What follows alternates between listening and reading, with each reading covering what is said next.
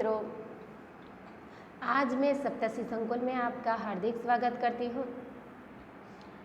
आज की हमारी हिंदी की क्लास में हम कक्षा 9 में जो हमने आगे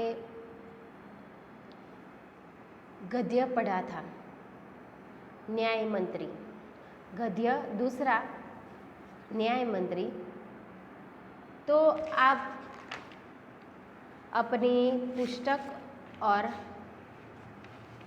नोटबुक साथ में रखें और रबर पेंसिल भी साथ में रखें और पुस्तक में देखिए जो हमारा पाठ है दूसरा न्याय मंत्री वह तो हमारा यहाँ पे हमने आगे के लेक्चर में आधा पाठ देखा था, तो वहाँ से ही हम देखेंगे। देखिए, कुछ दिनों बाद हमने आगे देखा था कि एक परदेसी शिशुपाल के यहाँ आता है और रात गुजारने के लिए आश्रय मांगता है। फिर शिशुपाल उसे आश्रय देते हैं। फिर बात बात में उन दोनों के बीच बातें होती है न्याय को लेकर, और सुबह होते ही वह परदेसी शिशुपाल के यहाँ से विदाई ले लेता है। वहीं से हमारा आधा जो पाठ था वह देखेंगे।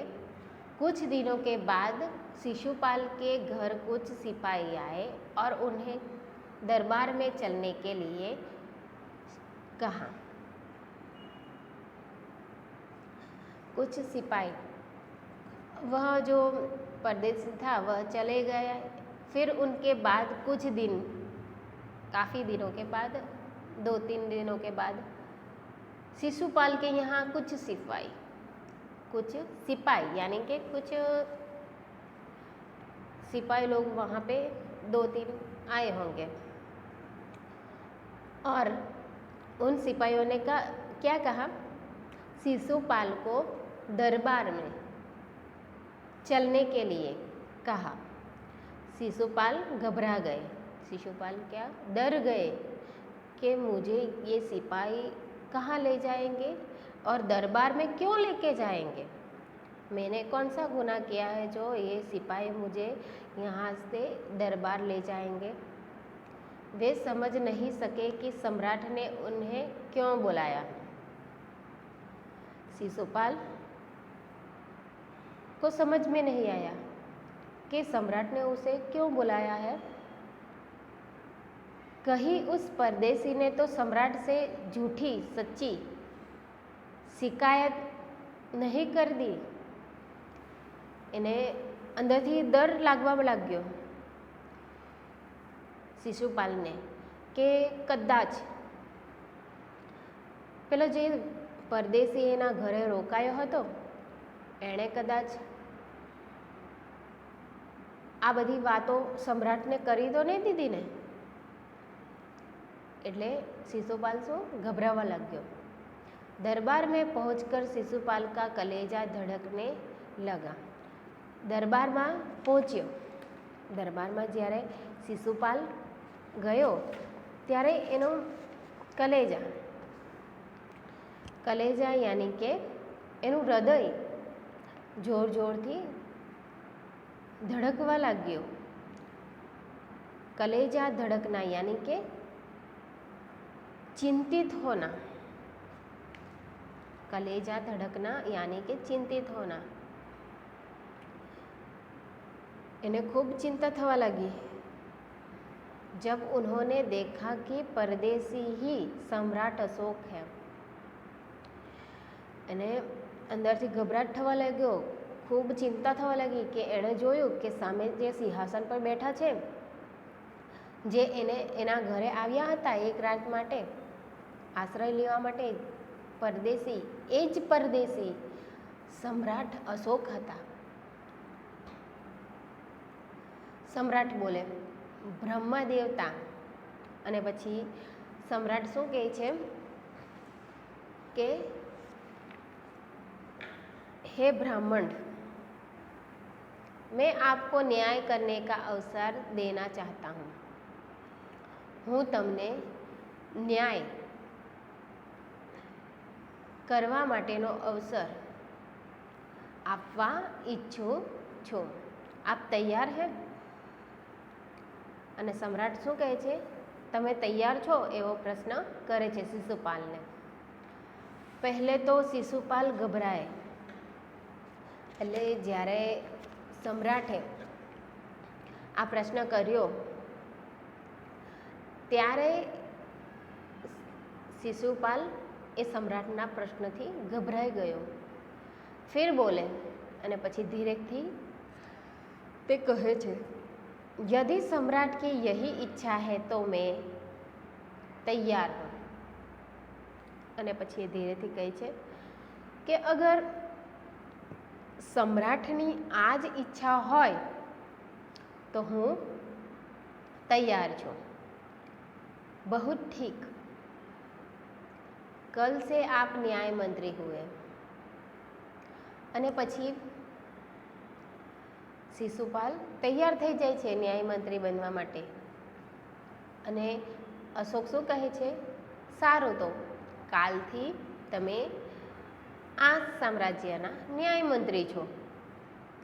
सम्राट ने कहा और अपने हाथ से अंगूठी उतार कर, અને એ સમ્રાટે કહ્યું પછી એના હાથથી અંગૂઠી એટલે કે વીંટી હતી એ વીંટી ઉતારીને શિશુપાલને આપી દીધી. यह सम्राट अशोक की राज मुद्रा है. यह એ શું છે? સમ્રાટ અશોકની રાજ મુદ્રા છે. એટલે શાસન કરવા માટેની જે નિશાની છે એ છે રાજ મુદ્રા.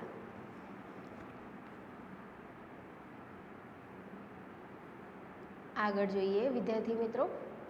जब शिशुपाल न्याय मंत्री थे, अब પેલી જે એમની અંગૂઠી હતી, વીંટી હતી, એ વીંટી આપીને શિશુપાલને સમ્રાટે એને રાજ્યની નિશાની આપી દીધી અને એને ન્યાયમંત્રી બનાવી દીધા. એટલે હવે એ રાજ્યના શું હતા? ન્યાયમંત્રી હતા.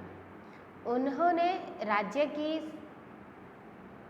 समुचित व्यवस्था करना आरंभ कर दिया. અને ત્યાર પછી શિશુપાલે શું કર્યું? રાજ્યની બધી વ્યવસ્થા એટલે કે સુવ્યવસ્થા એ બધી વ્યવસ્થા કરવાનું એણે કાર્ય આરંભ કરી દીધો, શરૂઆત કરી દીધી. ઉનકે सुप्रबंध से એમને જે કાર્યની વ્યવસ્થા હતી એ રાજ્ય में पूरी तरह शांत रहने लगी. એની દેખરેખ હેઠળ શિશુપાલની જે વ્યવસ્થા હતી એ વ્યવસ્થાને કારણે રાજ્ય આખું વાતાવરણ બદલાઈ ગયું અને શાંત વાતાવરણ થઈ ગયું. किसी को किसी का ભય નહીં था. અને કોઈને પણ કોઈનું ભય નહીં હતો, ડર નહીં હતો. એનો જે વ્યવસ્થા હતી એને વ્યવસ્થા એ રીતે કરી હતી કે જેના કારણે કોઈ પણ વ્યક્તિ કોઈનો ભય રાખી શકતો નહીં હતો. લોગ દરવાજે તક ખુલ્લે છોડ. શિશુપાલની જે વ્યવસ્થા હતી એ વ્યવસ્થાથી ત્યાંની જે પ્રજા હતી એ પ્રજા પણ નિડર થઈ ગઈ અને પોતાના જે ઘરના દરવાજા છે એ દરવાજા એમ જ ખુલ્લા મૂકીને રહેવા લાગી, નિડર બની ગઈ એમની જે વ્યવસ્થા હતી એના કારણે. હવે આગળ જોઈએ. लगभग 1 महीने के बाद આ બધો કારોબાર જ્યારે શિશુપાલને ન્યાયમંત્રી બનાવવામાં આવ્યા તો એની જે વ્યવસ્થા છે, સમુચિત વ્યવસ્થા એટલે કે अच्छी तरह એની સારી એવી વ્યવસ્થાને કારણે લોકો ખૂબ એનાથી ખુશ થઈ ગયા અને તે પછીના 1 મહિના પછી किसी ने रात में एक पहरेदार की हत्या कर दी। 1 મહિનો સુધી એની વ્યવસ્થા સારી જ હતી. ત્યાર પછી મહિના પછી કોઈકે જે વ્યવસ્થામાં પહેરેદાર હતા એ પહેરેદારની मृत्यु કરી નાખી કોઈએ. सुबह होते ही यह बात सारे नगर में फैल गई અને સવાર થતાં આ બધી વાત નગરમાં ફેલાઈ ગઈ,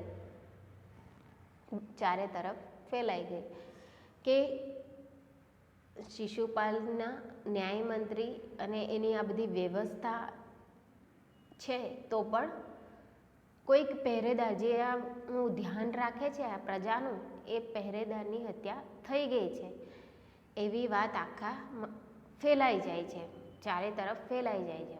લોક બડે હેરાન થે અને તે લોકો બધા હેરાન થઈ જાય છે, વિચારમાં પડી જાય છે. હેરાન હોના યાની કે વિચાર મેં પડ જાના, વિચારમાં પડી જાય છે. આટલી કડક વ્યવસ્થા છે તો પણ આવું કઈ રીતે બને છે.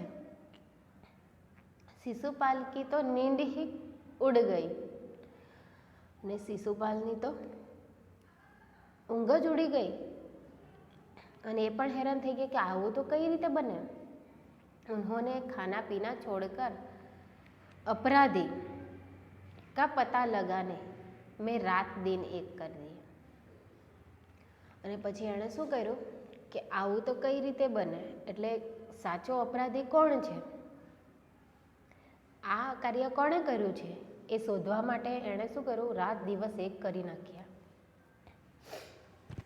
बहुत प्रयत्न करने के बाद जब अपराधी का पता चला तो शिशुपाल के आश्चर्य का ठिकाना न रहा.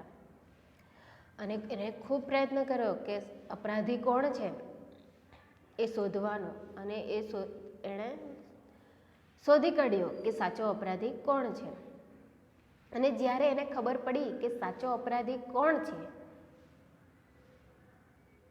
તો એને ખબર પડી તો એ આશ્ચર્યમાં પડી ગયો, चकित થઈ ગયો કે સાચો अपराधी कौन आ છે. सम्राट ने उस पहरेदार की हत्या की थी. અને પછી શિશુપાલને ખબર પડી કે જે સમ્રાટ અશોક હતા એણે જ એ પહેરેદારને મારી નાખ્યો હતો. सम्राट को अपराध घोषित करना बहुत ही कठिन काम था. રાજ્યનો રાજા હોય એને અપરાધી કહેવું એ ખૂબ અપરાધી સાબિત કરવું એ ખૂબ મુશ્કેલ કામ છે, કઠિન યાની કે મુશ્કેલ કામ છે. શિશુપાલ કરે ભી તો ક્યાં કરે. અને શિશુપાલ તો એક ન્યાય મંત્રી છે, એણે કરવું તો શું કરવું, એ રાજાને સજા કઈ રીતે કરી શકે અને એને ન્યાય પણ કરવો જ પડે. एक और वे न्याय मंत्री थे और दूसरी और सम्राट के सेवक. એક બાજુ તે એક ન્યાય મંત્રી હતા, શિશુપાલ શું હતા, ન્યાય મંત્રી હતા, એટલે ન્યાય મંત્રી હતા એટલે એને સાચો ન્યાય કરવો પડે. અને બીજી તરફ તે सम्राटના સેવક પણ હતા. परंतु न्याय की दृष्टि में सम्राट और साधारण व्यक्ति में कोई अंतर नहीं होता. પરંતુ ન્યાય સાચો ન્યાય કરવા માટે અને સાચા ન્યાયની દ્રષ્ટિમાં સમ્રાટ એટલે કે એક રાજા અને સાધારણ વ્યક્તિ એ બે વચ્ચેનું અંતર રાખવામાં નહીં આવે. ન્યાય એ ન્યાય જ છે, ભલે પછી એ રાજાએ કર્યું હોય યા પછી કોઈક પ્રજાએ કર્યું હોય, પણ તેની સજા તો તેને મળે જ છે. अगले दिन शिशुपाल दरबार में पहुंचे. सम्राट अशोक सिंहासन पर बैठे हुए थे અને બીજા દિવસે શિશુપાલ દરબારની અંદર પ્રવેશે છે અને જુએ છે તો સમ્રાટ અશોક જે છે એ પોતાના સિંહાસન પર बैठा હોય છે। आते ही उन्होंने शिशुपाल से पूछा અને જેવા શિશુપાલ દરબારમાં પ્રવેશે છે ત્યારે તે શિશુપાલને કહે છે અપરાધી કા પતા ચલા અને પ્રશ્ન કરે છે કે શું અપરાધી તમને મળી ગયો છે? આ રીતનો પ્રશ્ન સમ્રાટ અશોક શિશુપાલને કરે છે। તો વિદ્યાર્થી મિત્રો, આપણે અહીંયા સુધીનો જો પાઠ છે એ આપણે જોયો છે।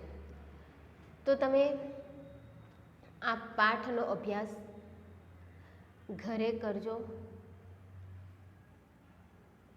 અને એના જે પ્રશ્નો છે એ પ્રશ્નો નોટબુકમાં લખજો। ત્યાં સુધી જે આપણો આગળનો પાઠ અધૂરો છે એ આપણે બીજા લેક્ચરમાં જોઈશું। ત્યાં સુધી જય હિન્દ, જય ભારત, અસ્તુ।